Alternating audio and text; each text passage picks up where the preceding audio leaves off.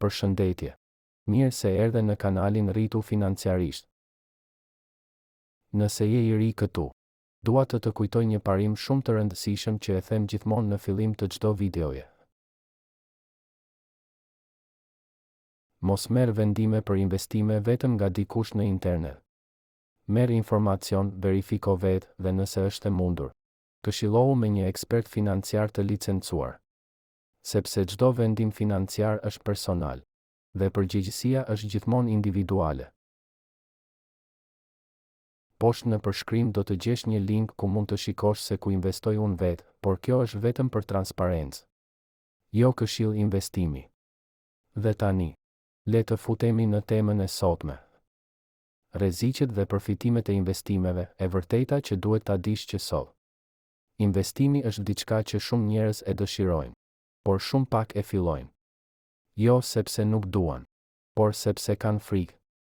Disa kanë frikë se do humbasin paratë. Disa kanë frikë se është shumë e komplikuar. Disa nuk dinë ku të fillojnë. Dhe disa janë djegur nga investime të gabuara ose mashtrime që u premtonin fitime të shpejta. Prandaj sot, dua të flas qetë me fjalët më të thjeshta të mundshme për rreziqet dhe përfitimet e investimit. Dua që kur të mbarosh këtë video, të kesh një qartësi të plotë. Jo për të hedhur menjëherë te investimet, por për të ditur se si funksionojnë dhe për të mos u mashtruar kurrë. Investimi, kur bëhet siç duhet, e ka një magji brenda. Nuk është magji për t'u pasuruar shpejt. Është magji për t'u rritur ngadalë, por sigurt. Kur investon çdo muaj, edhe pak, edhe shumë pak, paratë fillojnë të punojnë për ty, ato rriten dal ngadalë, fal interesit të përbërë. A e di çfarë është interesi i përbërë? Është kur fitimi që merr fillon të prodhoj fitim tjetër. Dhe ai fitim prodhon fitim tjetër. Derisa me vite, shifra rritet shumë më tepër se sa mendon. Imagjino të investosh 20 euro në muaj. Pas një viti nuk duket shumë. Por pas 10 vitesh, fillon dhe e sheh ndryshimin. Pas 20 vitesh, ndryshimi është i jashtëzakonshëm. E gjithë kjo sepse investimi punon në heshtje. Nuk të pyet. Nuk të mërzit. Nuk kërkon leje. Ai rritet kur ti vazhdon të jesh i disiplinuar. Investimi është edukat. Është mentalitet. Të mëson si të kursesh, si të planifikosh, si të mos shpenzosh në mënyrë të pamenduar. Shumë shqiptar thonë, unë nuk kam para për të investuar. Por shpesh, problemi nuk është tek të ardhurat. Problemi është tek mënyra si i menaxhojmë. Nga 20 euro në muaj, lind një zakon. Dhe ky zakon të ndryshon jetën. Kur investon afatgjatë, ke një ndjenjë sigurie. Jo sepse nuk ka rreziqe, por sepse e di që po punon për të ardhmen tënde. Investimi është një nga mënyrat më të mira për të ndërtuar qetësi dhe stabilitet. Dhe tani, le të flasim për pjesën që shumë njerëz nuk e duan. Rreziqet e investimit. Po, ka rreziqe. Dhe është shumë e rëndësishme t'i dish që tani.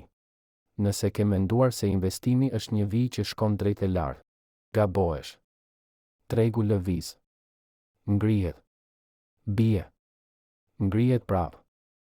Dhe kjo është krejt normale. Por çfarë ndodh këtu? Shumë njerëz friksohen kur tregu bie dhe e shesin investimin dhe humbasin. Ndërsa ata që presin me durim, zakonisht fitojnë më tepër në afat të gjatë.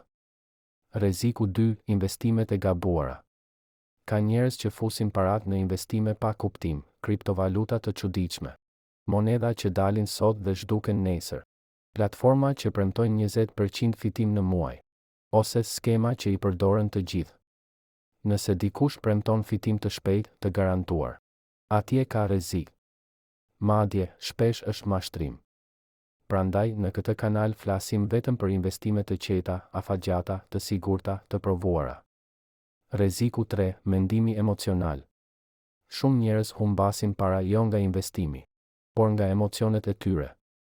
Paniku, frika, lakmia, dëshira për fitime të shpejta. Investimi është një sport i durimit, jo i emocioneve. Rreziku 4, mos diversifikimi. Nëse fut të gjitha paratë në një investim të vetëm, rreziku është i madh. Por kur ndan investimet, edhe kur një bie, tjetri e mban. Kjo është arsyeja pse fondet indeks janë kaq të përdorura, sepse ndajnë rrezikun automatikisht. Balanca, sekreti i investimit. Investimi nuk ka vetëm rreziqe. Ka edhe përfitime të jashtëzakonshme. Por sekreti është balanca. Të dish çfarë po bën. Të kesh pritshmëri reale. Të mos nxitosh. Dhe më e rëndësishmja, të mendosh afatgjatë. Nëse investon për 15 minuta, humb. Nëse investon për 15 vjet, fiton. Sepse shumë shqiptar janë lodhur nga mashtrimet. Janë lodhur nga humbjet. Janë lodhur nga premtimet e rreme. Duan qetësi. Duan siguri.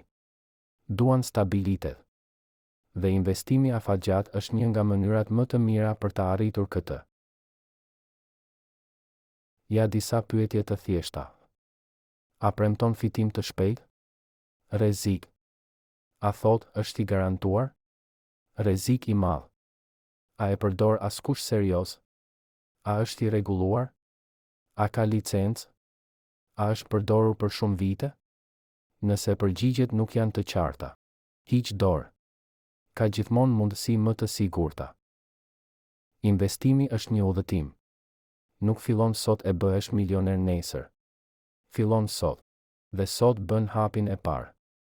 Nesër bën hapin e dytë.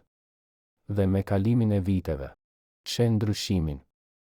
Nëse punon për veten tënde, nëse krijon zakone të mira, nëse investon me qetësi, atëherë investimi bëhet një mjet i madh për liri financiare.